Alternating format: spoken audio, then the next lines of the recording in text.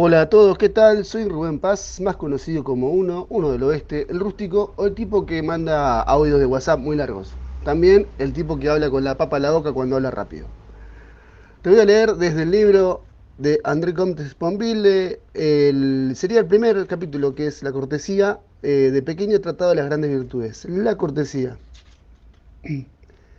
Arle, ¿todo bien? ¿Sí? ¿Vas a opinar hoy?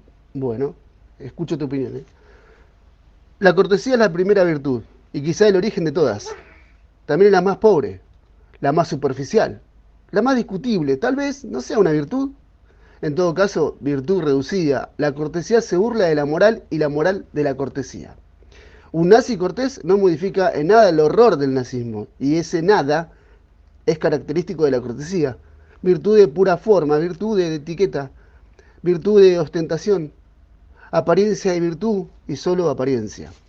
Si bien la cortesía es un valor innegable, es ambiguo, insuficiente en sí mismo, puede disfrazarla mejor y lo peor, y por qué ello turbio.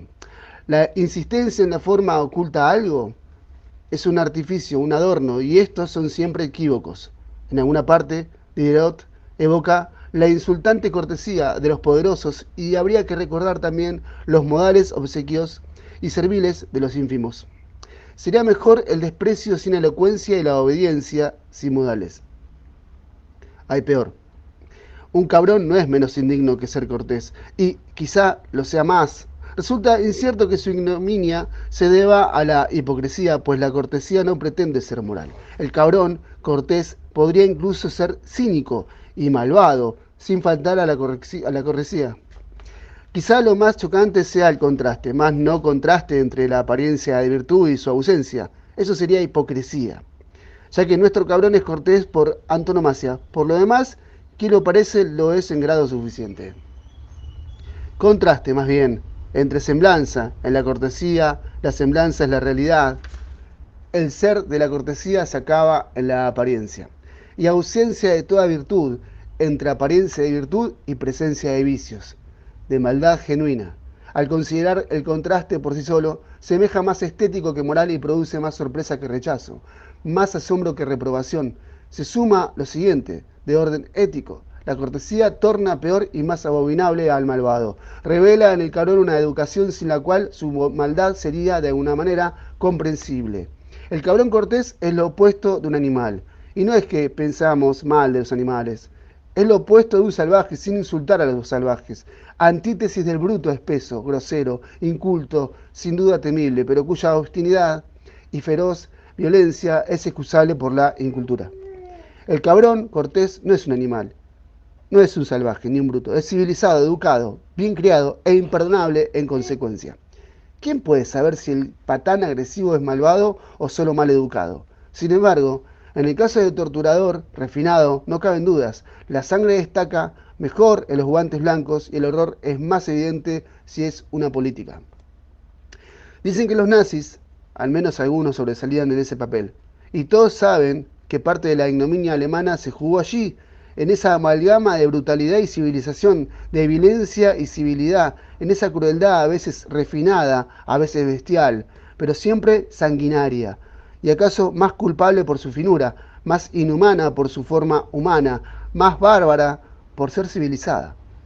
En un ser grosero podemos culpar lo animal, la ignorancia, la incultura, atribuir la falta a un trauma infantil o al fracaso de la sociedad.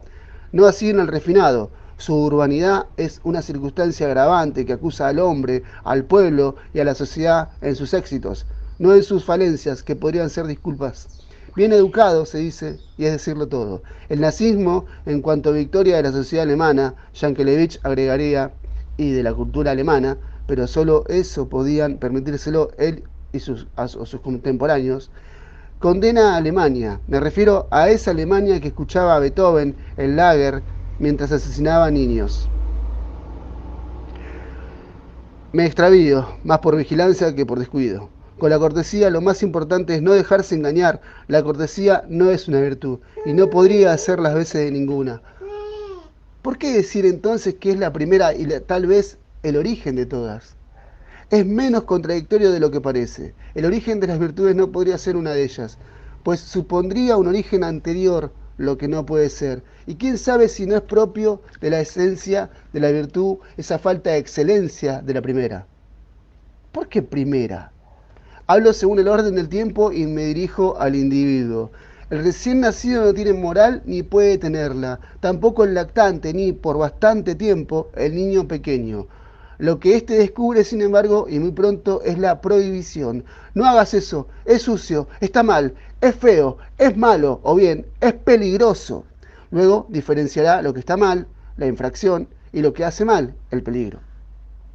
La infracción es el mal propio del humano, el mal que no duele, al menos a quien lo propina. El mal sin peligro inmediato o intrínseco. Entonces, ¿a qué prohibirla? Porque así debe ser, porque es sucia, fea, mala. En el niño, el hecho es anterior al derecho, o más bien, el derecho solo es un hecho entre otros. Existe lo permitido y lo prohibido, lo debido y lo indebido, el bien, el mal. Basta la norma, principio y soporte de juicio. ¿Significa eso que la norma no tiene otro fundamento que la convención, otra justificación que el uso y respeto de los usos, regla de hecho, regla de pura forma, regla de cortesía? No decir más palabras, malas palabras, no interrumpir a las personas, no empujar, no robar, no mentir. Todas estas prohibiciones se presentan al niño de manera análoga. No está bien. La cortesía es entonces anterior a la moral, o más bien al principio la moral solo es cortesía. Sometimiento a la costumbre. Aquí los sociólogos tienen razón contra Kant, por lo menos en eso, el inicio, y Kant no lo negaría.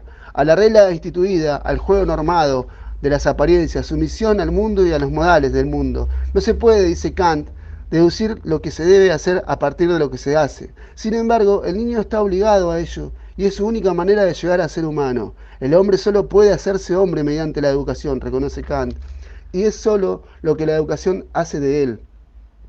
Y la disciplina, en primer lugar, transforma la animalidad en humanidad. Es imposible decirlo mejor. El uso es previo al valor, la obediencia anterior al respeto, la imitación preexistente al deber. Así, la cortesía, eso no se hace, procede a la moral, eso no debe hacerse, que solo se instaura poco a poco, cual una delicadeza interiorizada, liberada de apariencias e intereses, concentrada en lo intencional, que no tiene relación con la cortesía. Sin embargo, si la cortesía no preexistiera, lo moral difícilmente podría emerger. Los buenos modales proceden a las buenas acciones y llevan a ellas. La moral es cortesía del alma, savoir vivre, de sí mismo, a sí mismo, incluso cuando se trata sobre todo del otro. Protocolo de vida interior, código de deberes, liturgia de lo esencial, moneda de papel, dice Kant, pero más valiosa que nada. Sería tan desatinado suprimirla cuando tomarla por oro genuino. Moneda de vellón, dice también, amable periferia de la virtud. ¿Y qué niño llegaría a ser virtuoso sin esa apariencia, sin esa amabilidad? La moral, Arlet, empieza entonces por lo más bajo, la cortesía. En alguna parte debe empezar. Ninguna virtud es natural. Hay que volverse virtuoso. ¿De qué manera? Aprendemos a hacer las cosas haciéndolas. Explicaba Aristóteles, sin embargo, es difícil hacerlas sin haberlas aprendido en primero, lo que produce un círculo vicioso cuya única salida, a no ser por la cortesía, sería a priori. Pero el a priori no está a nuestro alcance. La cortesía sí, la práctica de acciones justas no tornas justos, proseguía Aristóteles. La práctica de acciones moderadas nos vuelve moderados. La práctica de acciones valientes nos transforma en valientes.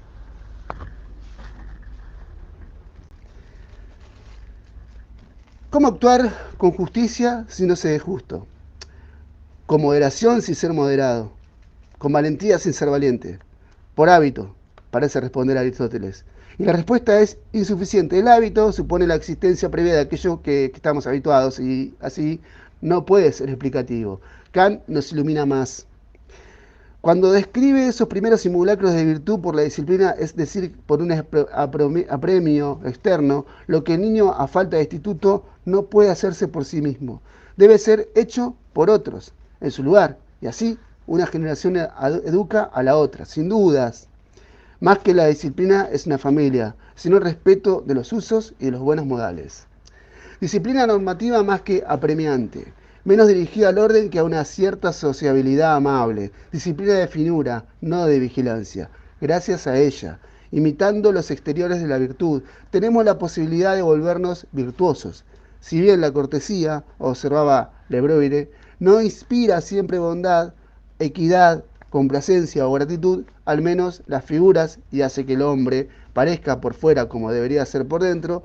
Por eso es insuficiente en el adulto e inevitable en el niño. Es solo un comienzo de decir por favor o disculpa.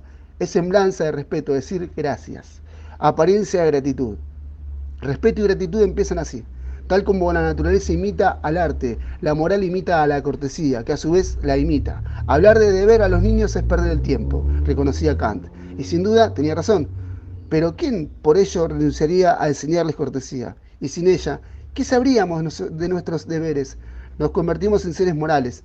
Y es necesario que así sea para que la moral, e incluso la inmoralidad, sean simplemente posibles. Por educación, no por virtud, por la forma, no por el bien, por cortesía, no por moral, por respeto de las costumbres, no de los valores. La moral es primero un artificio y después un artefacto. Uno se torna virtuoso parodiando la virtud de otros, por el hecho de que los hombres actúan esos roles, escribe Kant. Las virtudes, cuya apariencia concentradas imitan por un tiempo, poco a poco despiertan y se integran en sus hábitos. La cortesía es anterior a la moral y le permite fingimiento, dice Kant, pero moralizador.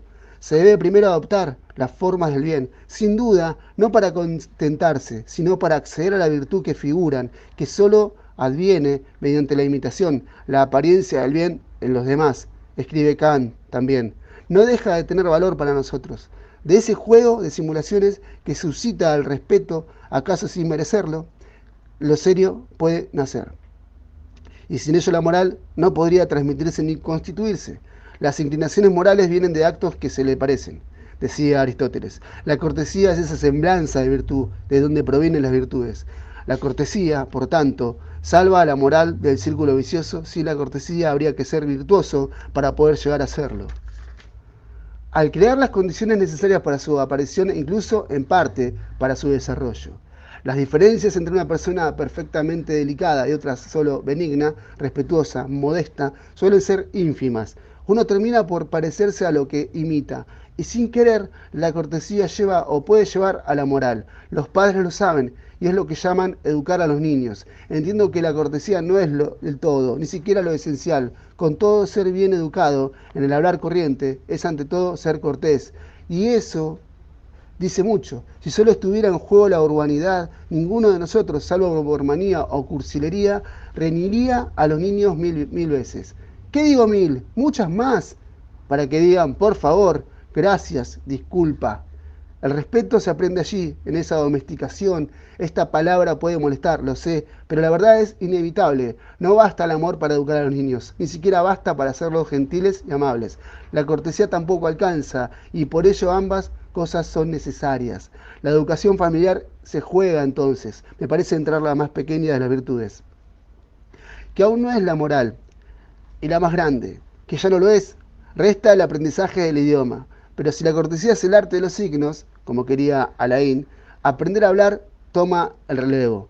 Es un uso continuo y respeto del uso, que solo es bueno cuando es respetado, el buen uso. Podría ser el título de un manual, de saber vivir, y también es el de una gramática, la de Gravies, muy famosa y bella. Hacer lo que se hace, decir lo que se dice, es revelador que en los dos casos se hable de corrección, cortesía mínima y como obligada. La virtud y el estilo vendrán después.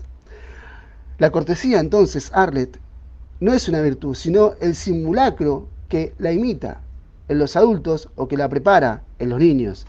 Con los años cambia su alcance. Si no es naturaleza esencial durante la infancia, no lo es en la edad adulta. Un adulto malvado es peor que un niño maleducado. Y ya no somos niños. Sabemos amar, juzgar, querer. Así somos capaces de virtud, capaces de amor, a lo que la cortesía no puede reemplazar.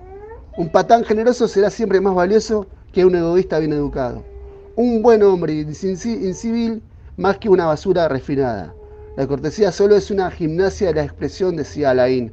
Es decir, que pertenece al cuerpo y sin duda en ella importan el corazón y el alma. Incluso hay personas a quienes incomoda la cortesía por su alarmante perfección. ¿En serio? ¿Pasa eso? ¿Arre, todo bien?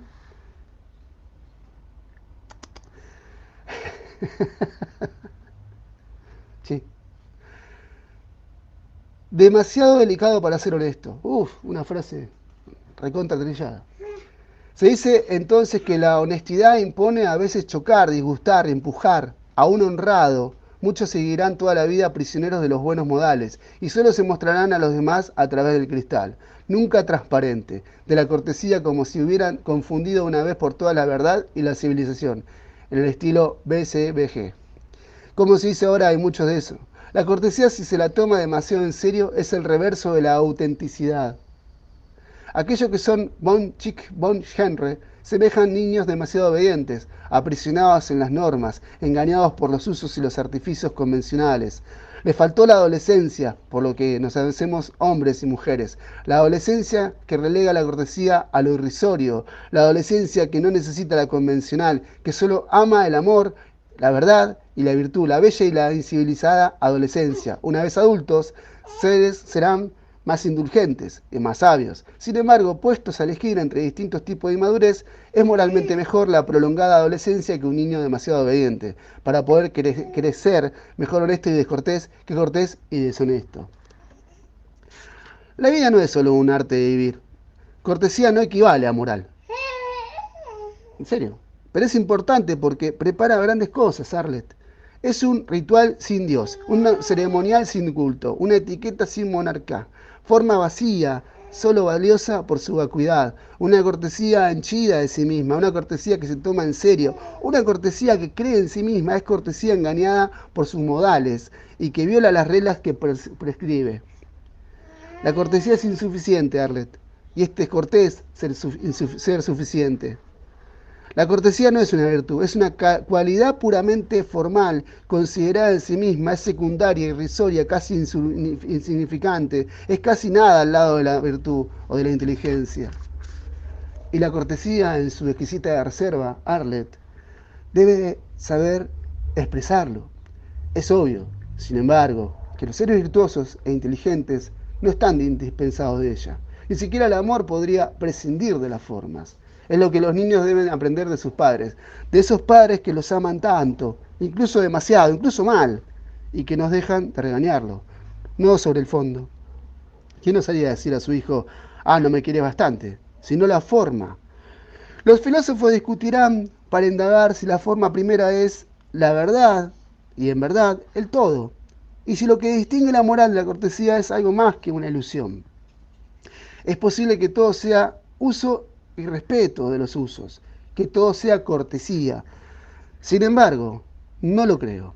El amor persiste, y la dulzura y la compasión. La cortesía no es todo, y es casi nada, pero el hombre también es casi un animal. Capítulo 1 entonces te leí, mientras Arlet opinaba, del libro de André Comte Sponville, Pequeño Tratado de las Grandes Virtudes, La Cortesía. Nos vemos la próxima. Chau, chau.